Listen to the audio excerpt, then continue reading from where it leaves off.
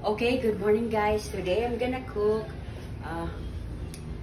imitation crab stick Alfredo pasta. Okay, so these are all the ingredients. We need salt, black pepper, a little soy sauce, and then cheese, all-purpose cream, Alfredo sauce, and then the crab stick, and then garlic, onions, and then butter. Okay, inside.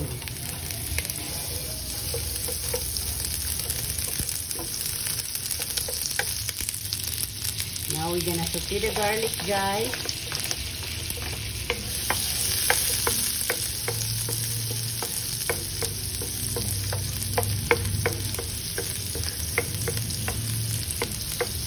And the onions.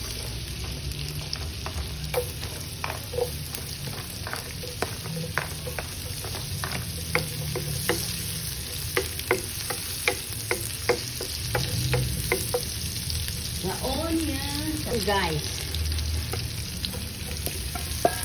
The crab stick.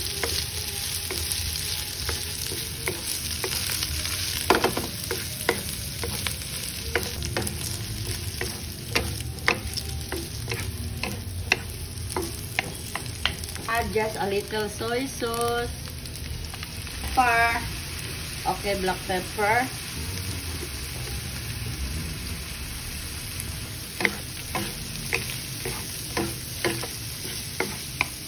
guys, we're gonna add a cream.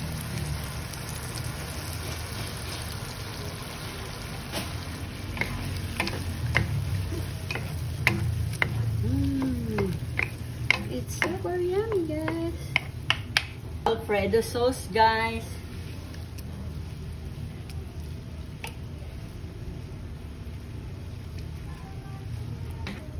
Okay. Alfredo sauce.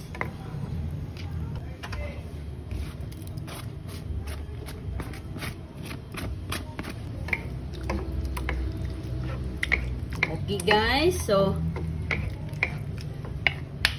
we're gonna go to the pasta. Okay, I'm gonna test it, guys. So it's al dente already, guys. So we need to. Oh my goodness, it's super hot. Okay. Okay, need to drain with the cold water because the sauce is ready. Okay, guys. So this is it, the sauce.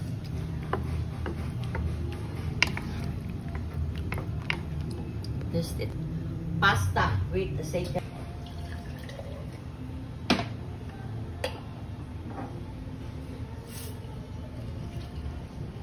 Okay, guys, so add this one, and I'm gonna get okay. We're gonna add a Parmesan cheese. That, guys, it's yummy and creamy. A little.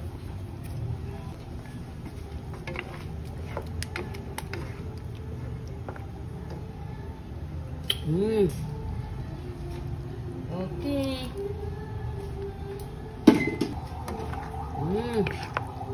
It's nice, guys, okay, because later there's an extra sauce because you know it will become dry. So this is good enough. Okay.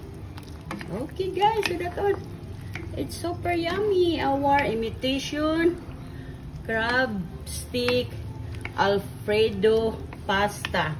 Imitation crab stick Alfredo pasta is done. Okay. Okay. Off the heat now. It's tasting time, guys. Look at that one. Our imitation crab stick Alfredo pasta.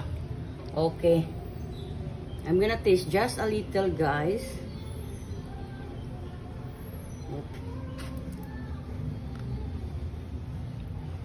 And we need to get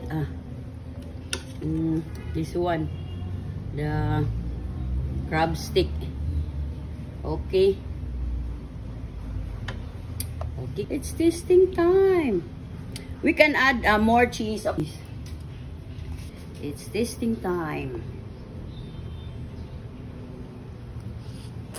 Mmm. Mmm. Mmm.